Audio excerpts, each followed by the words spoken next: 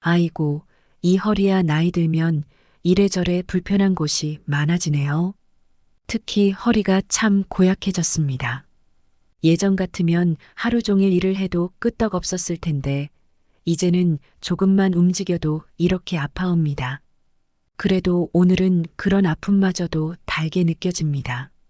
왜냐하면 오늘은 자식들과 손주들이 이 집에 찾아오는 날이기 때문입니다. 추석이니까요. 안녕하세요, 여러분. 오늘도 저와 함께하는 이 시간 너무 반갑습니다. 여러분의 하루가 평안하길 바라며 오늘은 제 이야기로 인사드리려 합니다. 제가 이 집에 이사 온 지도 벌써 7년이 되었습니다. 처음에는 낯설기만 했던 이곳도 이제는 저의 일상이 되었죠. 집 앞에 있는 감나무는 제가 이사 온 직후에 심었는데 어느새 이 나무도 저와 함께 나이를 먹어가는 듯합니다. 가을이 되면 감이 익어가는 모습을 보면서 시간의 흐름을 실감하게 됩니다. 매년 이맘때쯤이면 감나무가 붉게 물들어가는 걸 보며 아이들 생각에 마음이 따뜻해지곤 합니다. 아침 일찍 일어나서 마당을 둘러보니 감나무뿐만 아니라 국화도 하나둘 피어납니다. 정성껏 가꾼 작은 정원이지만 저에게는 이곳이 세상에서 가장 평화로운 곳입니다. 바람에 실려오는 꽃향기와 함께 이곳에서의 하루가 시작됩니다. 오늘은 특별히 집안을 깨끗이 정리해 두려고 일찌감치 청소를 시작했습니다. 자식들과 손주들이 오면 이 집이 다시금 웃음소리로 가득 차겠죠. 그 생각만으로도 힘든 줄 모르고 손이 바빠집니다. 허리가 조금 불편하긴 하지만 그 아픔마저도 기꺼이 감수할 수 있습니다. 왜냐하면 가족들과 함께하는 시간이 제게는 무엇보다 소중하니까요.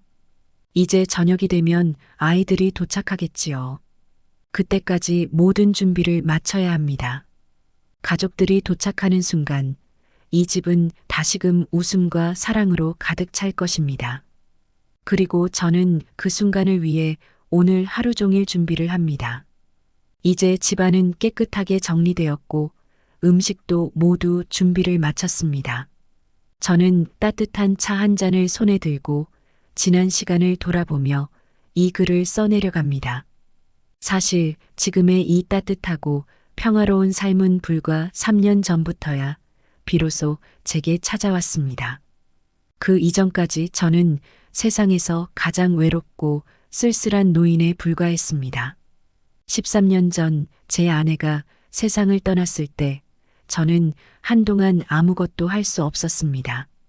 서울의 작은 집에서 홀로 남겨진 저는 마치 세상과 단절된 것 같은 기분을 느꼈습니다. 아내의 빈자리가 너무나도 커서 그 공허함을 채울 수 있는 것은 아무것도 없었습니다. 하지만 더 큰 상처는 그렇게 시간이 흐르면서도 자식들이 저를 찾지 않았다는 사실이었습니다. 애들이 바쁘게 살아가는 것을 알면서도 아버지로서 저는 그들에게 잊힌 존재가 된 것만 같아 마음이 너무 아팠습니다. 매일같이 저는 창밖을 내다보며 그들이 올까 하는 기대를 품었습니다. 문득 전화벨이 울릴 때면 가슴이 두근거렸지만 결국 그것은 광고 전화나 잘못 걸려온 전화였을 뿐 자식들의 목소리는 들려오지 않았습니다. 그럴 때마다 저는 허전한 마음을 달래기 위해 아내의 사진을 바라보곤 했습니다. 여보, 우리가 잘못 키운 걸까? 그렇게 속으로 중얼거리며 나 혼자만의 대화를 이어갔습니다. 자식들에 대한 그리움이 점점 커질수록 저는 그들에게 섭섭함과 분노도 함께 느꼈습니다. 왜 애들은 나를 이렇게 홀로 내버려 두는 걸까? 아버지가 이 세상에 존재한다는 사실을 잊어버린 걸까? 마음속에서는 그들을 미워하고 싶지 않았지만 어쩔 수 없이 그런 생각이 들었습니다. 시간이 지날수록 자식들에 대한 기대는 실망으로 변했고 그 실망은 다시 분노로 이어졌습니다. 저는 자주 그들에게 상처받은 마음을 담아 편지를 쓰고 싶다는 생각을 했지만 결국에는 그마저도 하지 못했습니다. 애들에게 보내지 않은 편지들은 서랍 속에서 먼지를 뒤집어 쓴 채로 남아 있었습니다. 서울의 겨울은 유난히 춥고 길었습니다. 아내가 떠난 후 처음 맞이한 겨울, 저는 난로 앞에서 홀로 웅크리고 앉아 하루하루를 보냈습니다. 아무도 찾지 않는 집, 차가운 바람이 불어오는 창문, 그리고 텅 빈 거실에서 저는 말없이 앉아 있었습니다. 그때의 고독은 이루 말할 수 없을 만큼 깊고 무거웠습니다. 자식들에 대한 그리움이 더욱 절실해질수록 저는 그들에게 연락하지 못한 채로 자신을 원망하는 날들이 계속되었습니다. 그러나 아무리 그리워도 그들이 저를 찾지 않았다는 사실만은 변하지 않았습니다. 결국 저는 애들의 마음속에 제가 없는 존재가 되어버린 것만 같았습니다. 그런 생각이 들 때면 가슴속 깊은 곳에서부터 저린 아픔이 밀려왔습니다. 이 세상에 혼자 남겨진 기분, 그리고 그 혼자임을 스스로도 받아들이게 된 순간, 저는 진정한 외로움을 느꼈습니다. 그렇게 몇 년을 홀로 보낸 후, 저는 더 이상 그들에게 기대할 것이 없다는 생각이 들었습니다. 마음속 깊이 쌓인 섭섭함과 상처가 저를 점점 더 무기력하게 만들었고, 저는 그냥 하루하루를 살아가는데 급급했습니다. 이제는 그들이 저를 찾아오지 않아도 괜찮다고 스스로를 다독였지만, 사실 그리움은 더 깊어졌습니다. 저 스스로 애들과의 관계를 단절시키고자 했지만, 마음속에서는 여전히 그들을 기다리고 있었습니다. 그 고독의 깊은 순간, 저는 문득 과거에 행복했던 날들이 떠올랐습니다. 제 이름은 권강우입니다. 저는 서울 용산구에서 가족과 함께 살았고 철도 회사에서 일했습니다. 그때만 해도 제 인생은 온통 가족으로 가득 차 있었습니다. 제 곁에는 늘 사랑스러운 아내와 두 아들이 있었습니다. 큰아들 민우, 그리고 5살 터울의 막내 민서. 두 아이는 그저 보기만 해도 웃음이 절로 나올 만큼 예쁘고 사랑스러웠습니다. 그 시절 저희 집은 언제나 활기차고 웃음소리로 가득했습니다. 아이들이 뛰어노는 모습은 마치 작은 새들이 자유롭게 날아다니는 것처럼 생동감이 넘쳤습니다. 민우와 민서는 나이 차이가 꽤 있었지만 서로를 끔찍이 아끼고 사랑했습니다. 민우는 동생을 돌보며 언제나 듬직한 형의 모습을 보여주었고, 민서는 그런 형을 졸졸 따라다니며 형을 세상에서 가장 존경하는 사람으로 여겼습니다.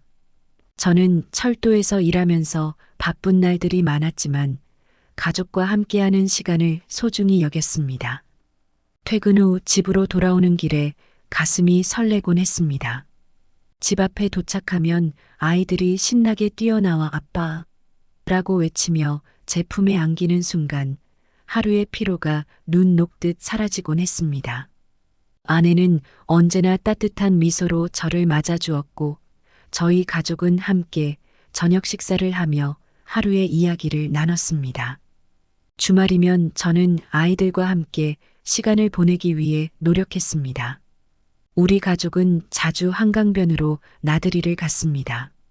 그곳에서 자전거를 타고 연을 날리며 혹은 돗자리를 펴고 앉아 도란도란 이야기를 나눴습니다. 민우와 민서는 그 넓은 들판에서 마음껏 뛰어다니며 웃음을 터뜨렸고 그 모습을 바라보는 것만으로도 제 마음은 충만해졌습니다. 한강 위로 노을이 질 때쯤이면 우리는 손을 잡고 집으로 돌아갔습니다. 그 순간만큼은 세상 모든 것이 완벽하게 느껴졌습니다. 또한 겨울철이 되면 우리는 종종 남산에 올라 눈사람을 만들고 눈싸움을 하곤 했습니다. 민우는 민서의 작은 손을 꼭 잡고 조심해, 미끄러워 라며 챙겨주는 모습이 정말 사랑스러웠습니다. 아내는 따뜻한 코코아를 준비해 손이 시린 저희 가족을 위해 언제나 배려 깊게 행동했습니다. 그렇게 저희는 눈밭에서 함께 웃고 떠들며 가족의 따스함을 만끽했습니다. 그 시절 저는 비록 바쁜 일상 속에서도 가족과 함께하는 소중한 순간들을 결코 놓치지 않으려 애썼습니다. 아이들이 자라는 모습을 곁에서 지켜보는 것은 저에게 가장 큰 기쁨이었고 애들을 위해 모든 것을 다 할 수 있을 것만 같았습니다. 저녁 식사 후 거실에 둘러앉아 도란도란 이야기를 나누던 그 시간들, 아이들이 잠들기 전에 동화책을 읽어주던 순간들, 그 모든 것이 제 인생에서 가장 행복했던 시간들이었습니다. 하지만 그 행복한 시절도 어느새 저만치 멀어져 갔습니다. 직장에서의 성공과 승진에 대한 욕심이 제 마음을 조금씩 잠식해 갔습니다.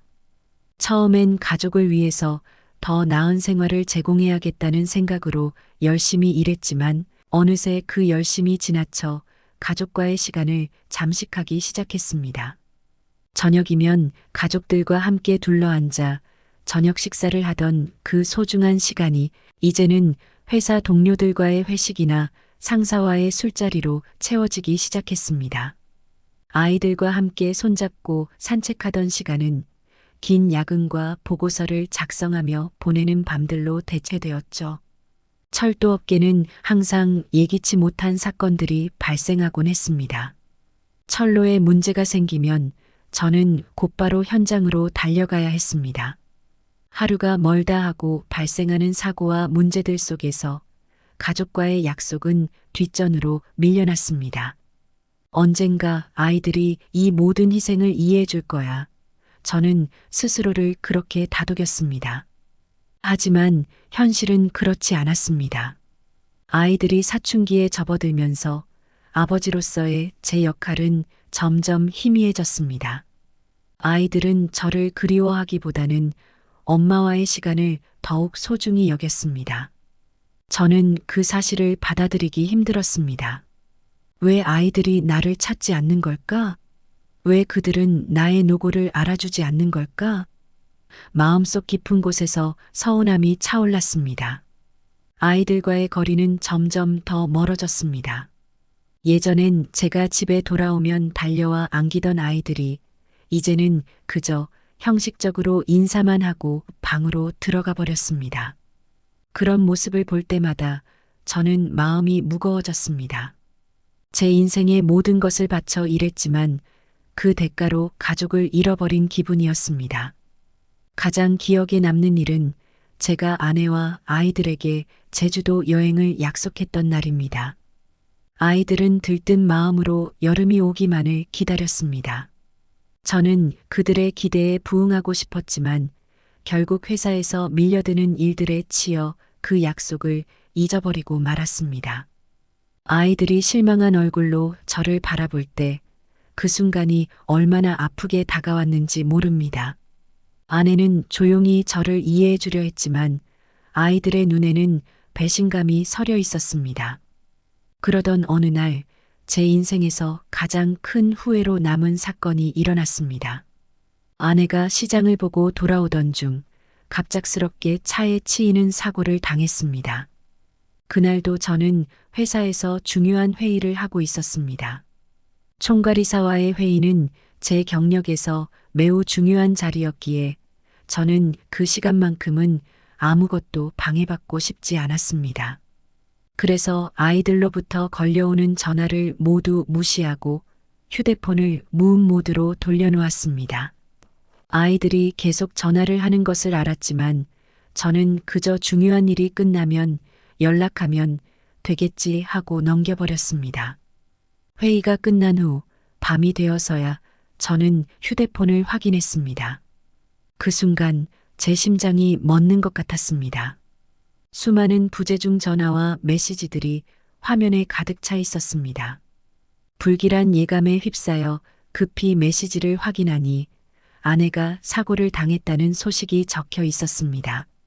저는 혼란스럽고 두려운 마음으로 병원으로 달려갔습니다. 병원에 도착했을 때 아내는 이미 의식을 되찾은 상태였습니다. 침대에 누워있는 아내의 얼굴은 창백했고 몸은 여기저기 붕대로 감겨 있었습니다. 하지만 무엇보다 저를 더욱 고통스럽게 만든 것은 아이들의 눈빛이었습니다. 두 아들은 저를 향해 분노와 실망이 가득 찬 눈으로 바라보고 있었습니다. 그 눈빛 속에서 저는 자신이 얼마나 큰 잘못을 저질렀는지를 깨달았습니다. 그 순간 제 모든 핑계와 이유는 무너져 내렸습니다. 아내는 힘겹게 미소를 지으며 괜찮아요, 여보라고 말했지만 저는 그 말을 들으면서도 제 자신을 용서할 수 없었습니다. 어떻게 제가 이렇게까지 가족을 외면하고 자신의 일에만 몰두할 수 있었을까요?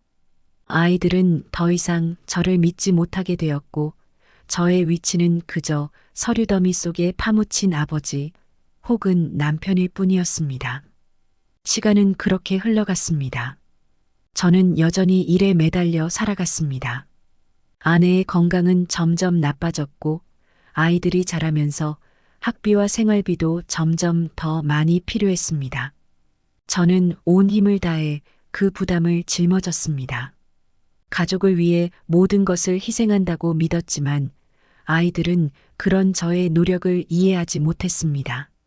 그들은 제가 가족을 외면하고 있다고 생각했고 아내가 아무리 아이들에게 제 상황을 설명해도 소용없었습니다. 우리 사이의 추억은 너무나 적었고 그나마 있던 정서적 유대도 점점 더 희미해져 갔습니다. 매일 아침 해가 뜨기 전에 집을 나서고 달이 중천에 떠 있을 때쯤 집으로 돌아오는 생활이 반복되었습니다. 집에 들어설 때면 이미 온 집안은 잠잠해져 있었고 저는 홀로 고독을 삼키며 하루를 마무리했습니다. 가족과 함께하는 저녁 식사의 맛조차 기억나지 않게 되었습니다. 시간은 흘렀고 아이들은 하나둘 대학에 진학하고 군대에 입대했습니다. 그때의 기억이 저에게는 너무도 선명합니다. 아이들이 입학 통지서를 받고 군 복무 명령을 받을 때 보여준 그 빛나는 눈빛, 자부심에 찬 미소는 오직 아내에게만 향해 있었습니다. 제가 아니라 그들 곁에서 항상 함께해준 아내를 향한 그 눈빛을 보면서 저는 제 위치가 어디쯤인지 그리고 얼마나 멀리 떨어져 있는지를 실감할 수밖에 없었습니다. 아이들은 제게 그저 돈 벌어오는 아버지였을 뿐 진정한 의미에서의 아버지는 아니었습니다. 그들의 인생에서 제가 차지한 자리는 점점 좁아졌고 저와의 기억은 점점 더 희미해져 갔습니다. 그러면서도 저는 오로지 일에만 몰두하며 그 고독을 애써 외면했습니다. 제가 가족을 위해 그토록 열심히 일하고 있었지만 정작 그 노력은 아이들에게는 닿지 않았습니다. 은퇴 후 저는 아내와 함께 작은 집에서 지내기 시작했습니다. 민우와 민서는 가끔씩 우리를 찾아왔지만 그들의 발길은 늘 아내를 향해 있었습니다. 아내는 여전히 아이들에게 있어서 유일한 안식처이자 사랑의 원천이었습니다. 13년 전의 그날을 잊을 수 없습니다. 봄이 찾아와 벚꽃이 흐드러지게 피어있던 날이었습니다. 바람이 불 때마다 꽃잎이 하늘에서 춤을 추듯 떨어졌고 길거리는 핑크빛 카펫이 깔린 것처럼 보였습니다. 그러나 그 아름다운 풍경은 저에게 그저 차가운 현실을 더욱 도드라지게 만드는 배경일 뿐이었습니다.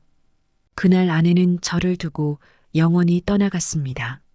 아내가 세상을 떠난 그 순간 저는 어떤 말로도 표현할 수 없는 깊은 슬픔에 잠겼습니다. 우리 사이의 수많은 시간들이 한순간에 무너져 내리는 기분이었습니다. 병원에서 아내의 손을 잡고 마지막 인사를 나누던 그 순간 제 가슴은 마치 찢어지는 듯한 고통을 느꼈습니다. 그 고통은 시간이 흐른 지금도 여전히 저를 짓누르고 있습니다. 아내의 장례식 날 벚꽃이 하염없이 떨어지는 그 길을 따라 우리는 무겁게 발걸음을 옮겼습니다.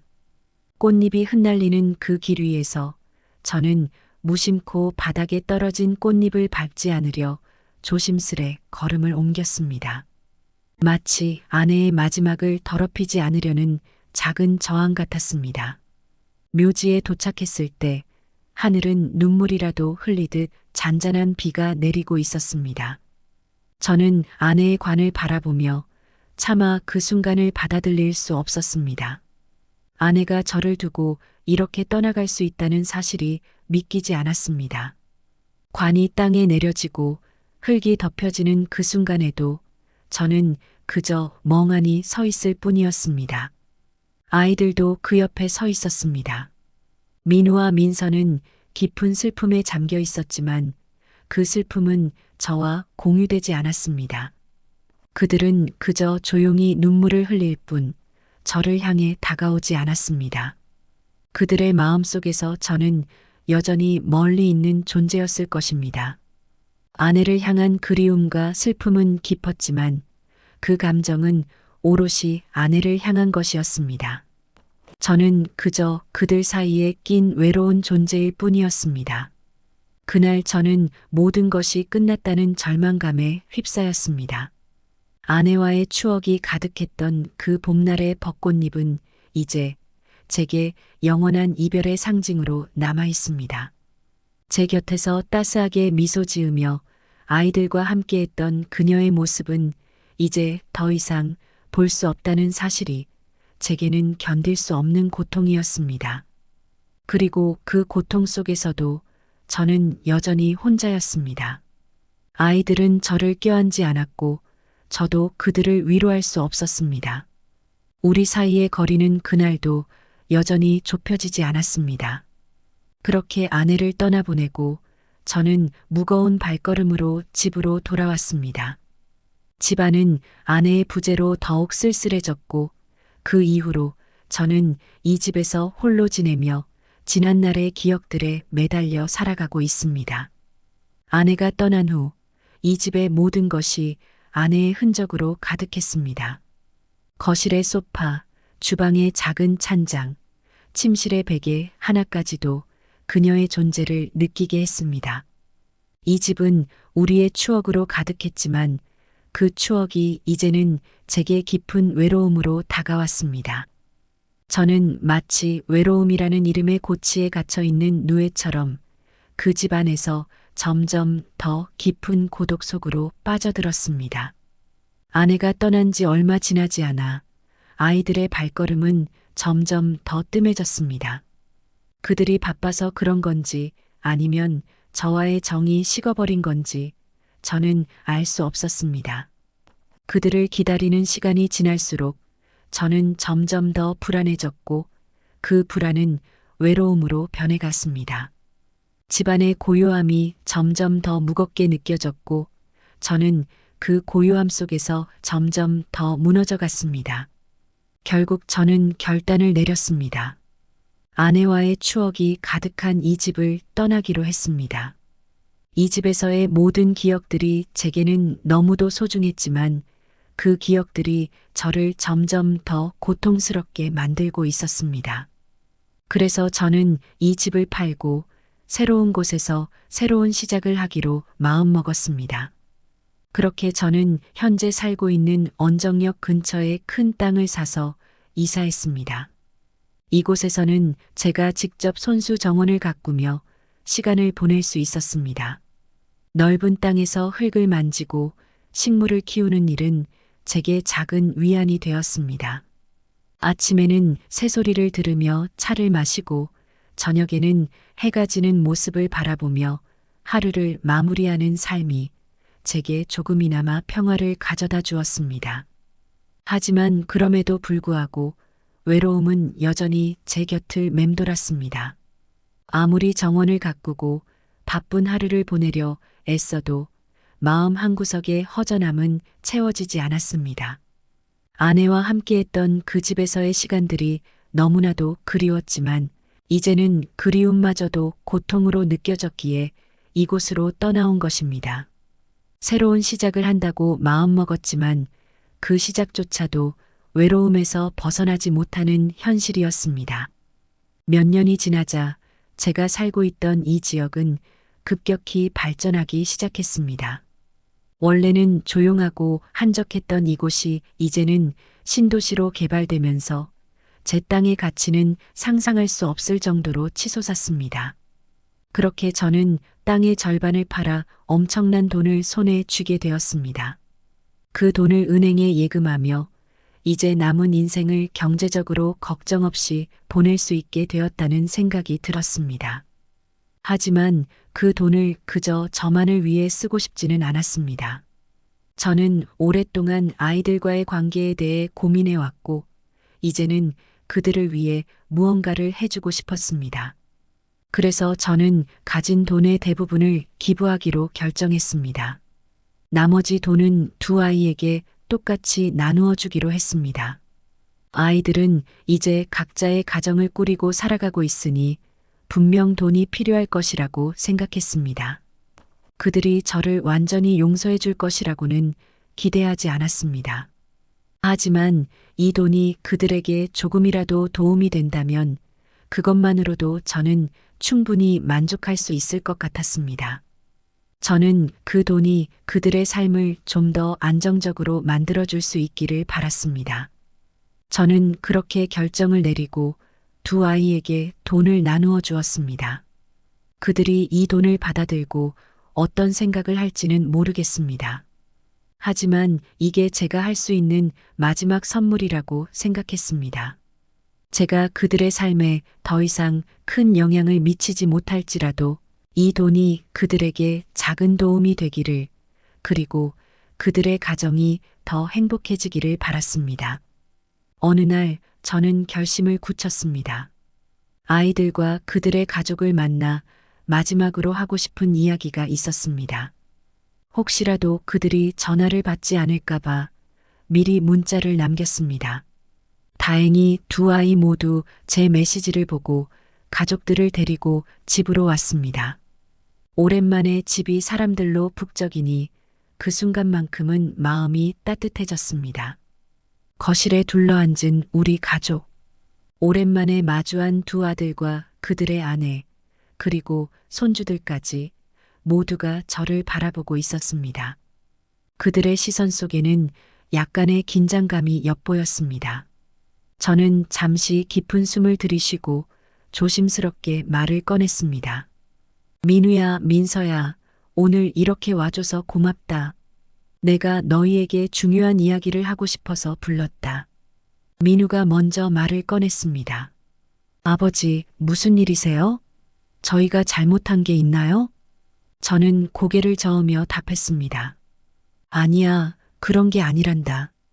그냥 이제 내가 너희에게 해야 할 이야기가 있다고 생각했어. 그리고 너희 어머니에 대한 이야기, 내가 지난 시간 동안 느꼈던 것들을 말해주고 싶었어. 민서도 조용히 듣고 있었습니다. 그동안 마음속에 묻어두었던 감정들이 하나둘씩 떠올랐습니다. 민서야, 민우야, 내가 지난 세월 동안 너희들에게 제대로 된 아버지가 되어주지 못한 것 같아. 너희가 어린 시절부터 나는 항상 바빴고, 그래서 너희와 함께한 시간이 많지 않았지. 그때는 내가 일 때문에 바쁜 것이 다 너희를 위한 것이라고 생각했지만 사실은 그게 아니었어. 민우가 조심스럽게 물었습니다. 아버지, 그런 말씀하지 마세요. 저희도 아버지가 얼마나 힘들게 일하셨는지 알고 있어요.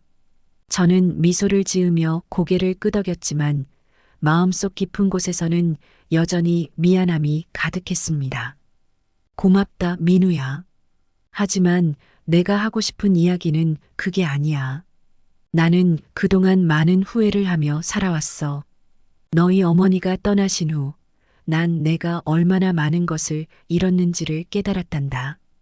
그리고 너희에게 줄 수 있었던 사랑이 부족했다는 것도 알게 됐지. 민서는 말을 잇지 못하고 눈시울이 붉어졌습니다. 저는 그 모습을 보며 결심했습니다. 이제는 더 이상 숨기지 않기로 말입니다. 그래서 내가 이제 너희에게 줄 수 있는 마지막 선물이 있어. 너희들에게 내가 남긴 재산을 나누어 주려고 해. 그것이 너희 삶에 도움이 되었으면 좋겠다. 물론 이 돈이 너희와 나의 관계를 회복할 수 있는 것은 아니겠지만, 그래도 아버지로서 너희를 돕고 싶어. 민우와 민서는 놀란 듯 서로를 바라보았습니다. 민우가 조심스럽게 말을 꺼냈습니다. 아버지, 그건 저희가 받을 수 없는 거예요. 저희는 그저 아버지께서 건강하게 계시는 것만으로도 충분해요. 저는 단호하게 대답했습니다. 아니야, 민우야. 이건 내가 너희를 위해 준비한 마지막 선물이야. 내가 그동안 잘못했던 것들에 대한 사과이기도 해. 너희가 이 돈을 어떻게 쓰든 나는 그것이 너희에게 도움이 되길 바랄 뿐이야. 민서도 고개를 끄덕이며 말을 이었습니다. 아버지, 저희는 아버지가 하시는 모든 결정을 존중할게요. 아버지께서 저희를 생각해 주시는 마음, 저희도 잘 알고 있어요. 그렇게 우리는 오랜 시간 동안 함께 대화를 나눴습니다. 가족의 사랑이란 것이 단순히 물질적인 것이 아니라는 것을, 그리고 시간이 지나도 그 사랑은 여전히 중요하다는 것을 서로 느낄 수 있는 시간이었습니다. 모든 이야기가 끝난 후 저는 두 아들과 함께 조용히 앉아 있었습니다. 아내가 떠난 후 오랜만에 느껴보는 평온함이었습니다. 비록 모든 것을 회복할 수는 없겠지만 그 순간만큼은 우리 가족이 다시 하나로 묶인 듯한 기분이 들었습니다. 민우와 민서는 저의 말을 듣고 난 후 서로 눈빛을 주고받았습니다. 그런 다음 민우가 먼저 말을 꺼냈습니다. 아버지, 사실 저희도 아버지께 드릴 말씀이 있어요. 저희도 아버지께 진심으로 사과드리고 싶습니다. 이제 저희도 가정을 이루고 아이들을 키우다 보니 아버지가 그동안 얼마나 많은 어려움을 겪으셨을지 조금은 알 것 같습니다. 민서도 말을 이었습니다.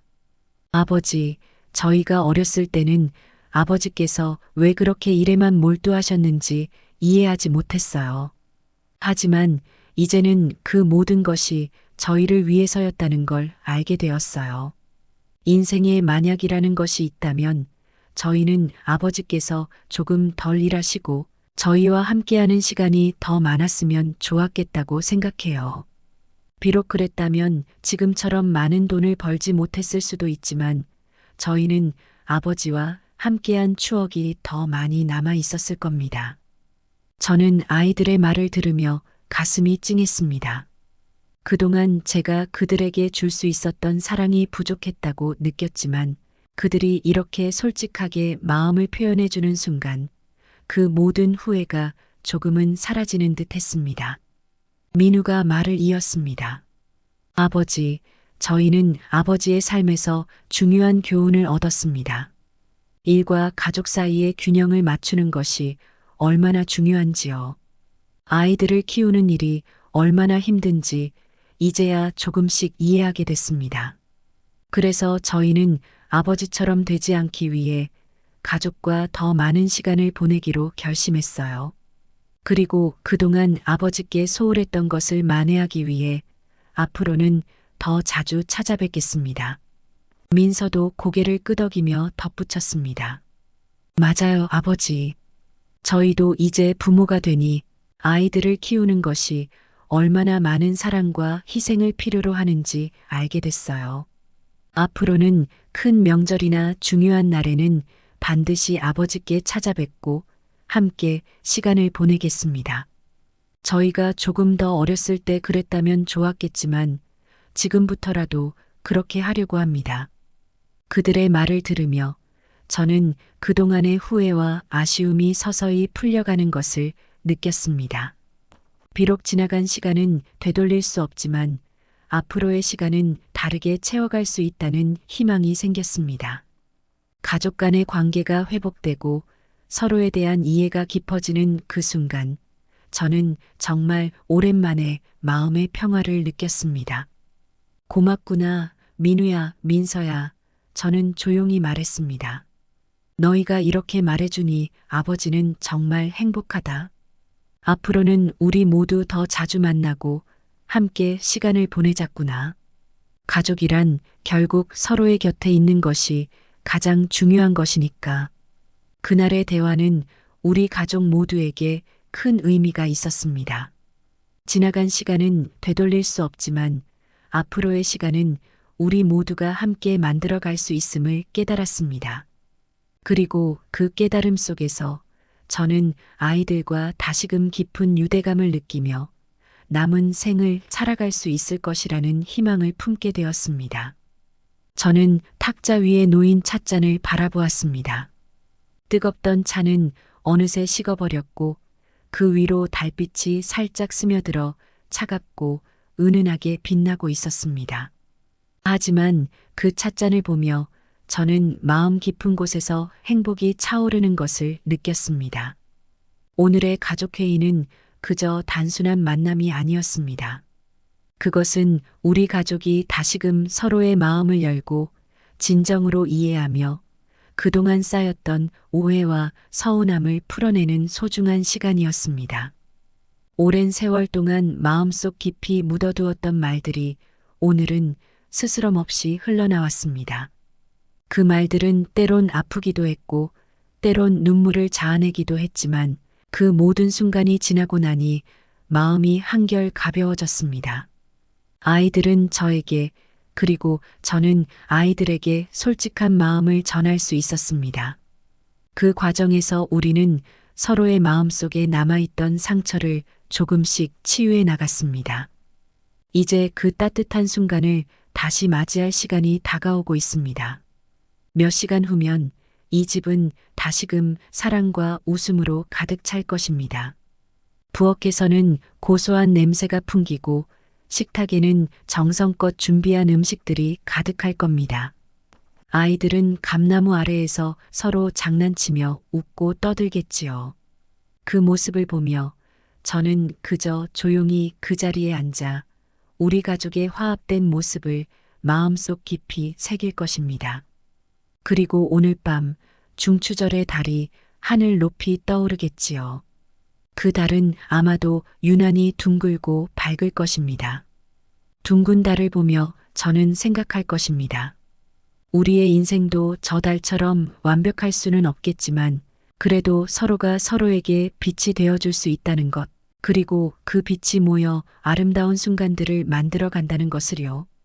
오늘 밤 그 달빛 아래서 저는 아이들과 함께 우리의 인생이라는 이야기를 또 한 번 이어갈 것입니다. 이제는 가족이 곁에 있다는 사실이 제게 가장 큰 위안이 됩니다. 이 순간이 얼마나 소중한지, 그리고 이 순간을 함께 나눌 수 있다는 것이 얼마나 큰 축복인지 다시금 깨닫게 됩니다. 오늘 제 이야기를 들어주신 여러분께 진심으로 감사드립니다. 이 소소한 이야기가 여러분의 마음에 따뜻한 울림을 전해드렸기를 바랍니다. 여러분도 한가위 보름달처럼 늘 행복이 가득하시기를, 사랑하는 사람들과 함께하는 모든 순간이 빛나기를 기원합니다. 저도 그 빛나는 순간들을 소중히 여기며 살아가겠습니다.